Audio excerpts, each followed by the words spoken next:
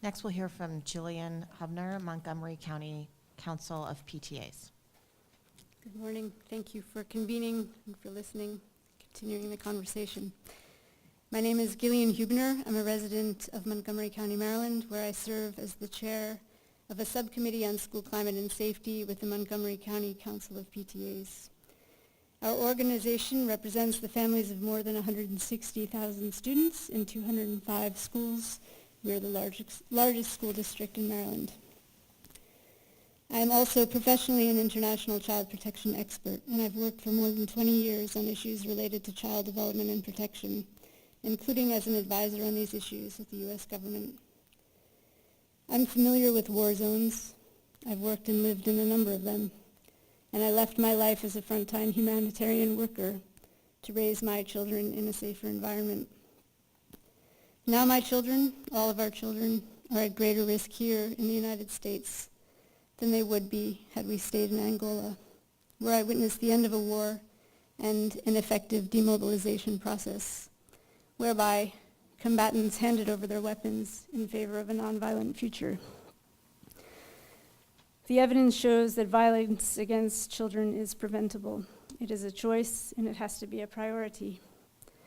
And our country has unfortunately shown time and time again that it is unwilling to make that choice.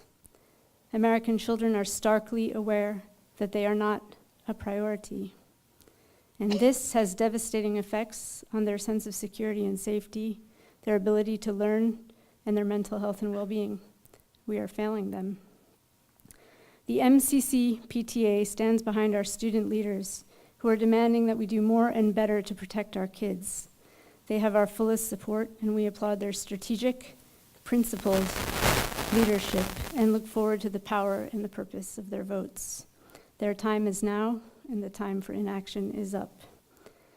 The MCC PTA has joined hundreds of national organizations in support of the call to action to prevent gun violence in the United States of America. Although security measures are important, a focus on simply preparing for school shootings is insufficient. We need a change in mindset and policy from reaction to prevention. Prevention entails more than security measures and begins long before a gunman might come to school.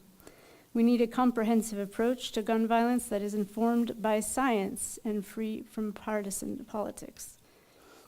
On the first level, we need a national requirement for all schools to assess school climate and maintain physically and emotionally safe conditions and positive school environments that protect all students and adults from bullying, discrimination, harassment, and assault.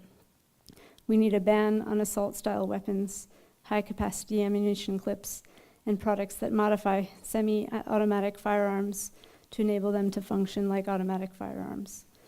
On the second level, we need adequate staffing, counselors, psychiatrists, psychologists, and social workers of coordinated school and community-based mental health services for individuals with risk factors for violence, recognizing that violence is not intrinsically a product of mental illness. We need reform of school discipline to reduce exclusionary practices and foster positive social behavior, emotional, and academic success for students. We need universal background checks to screen out violent offenders, persons who have been hospitalized for violence towards self or others, and persons on no-fly terrorist watch lists. On the third level, we need a national program to train and maintain school and community-based threat assessment teams that include mental health and law enforcement partners. Threat assessment programs should include practical channels of communication for persons to report potential threats, as well as interventions to resolve conflicts and assist troubled individuals. We contend that well-executed laws can reduce gun violence while protecting all constitutional rights. It's time for federal and state authorities to take immediate action. Thank you for listening. Now you must act.